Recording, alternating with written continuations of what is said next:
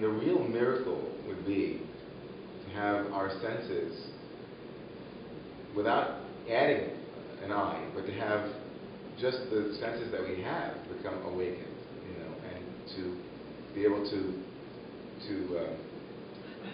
freshen them up.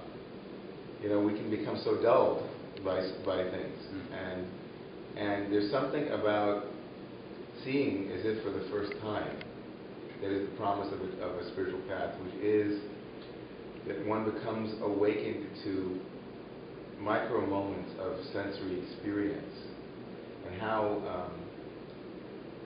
powerful it is to get really slow with what a miracle it is to hear and to see and to touch and to have a sixth sense, the kinesthetic sense, or the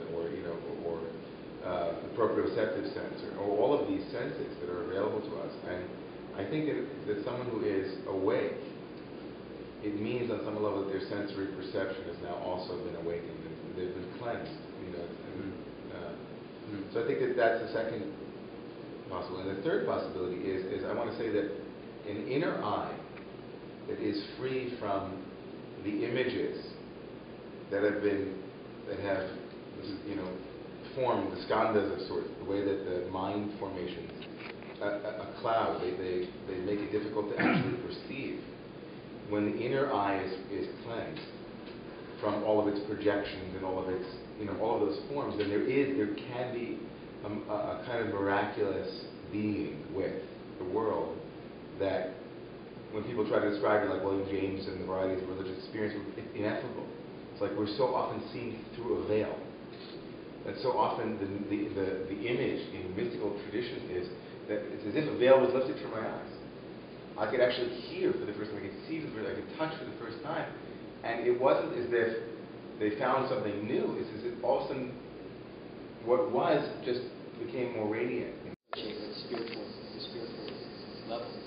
I think the third eye is a more subtle sensory perception, the ability to see something that isn't physical, like an interconnectedness. You don't have to. It's easy when you have a baby to just feel this deep connection with the baby, especially when it's your baby. Right? Yeah. I mean, it's like your joint. Right. And we may have that experiences with that kind of experience with other people as well, where we can tell that when our fear of being hurt by them falls away, when we can feel our connection, when we can feel real compassion for them, even someone who's not that attractive or is suffering in some way. There can be those moments when we break through that shell and we experience them in a deep way and have some appreciation for their suffering and wish for them to suffer less. To me, that's a little sample of what that might feel like, right? To see through the fact that, that's somebody else, and let me keep my distance. We can be more we-centered in our thinking than me-centered. You turn the me upside down, it's a we. This unreal becomes real when we turn things upside down and see ourselves as a part of something much bigger than just what makes me happy.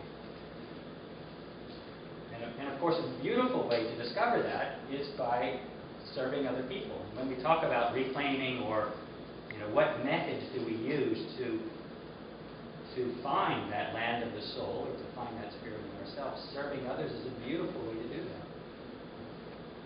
I think if we think each of us, what moments in our lives have been the most fulfilling, right? Where we've experienced the most joy, oftentimes it has to do with times when we were taking care of someone else, or serving a group of people, or acting in some way that brought benefit to others. And we found great joy in that.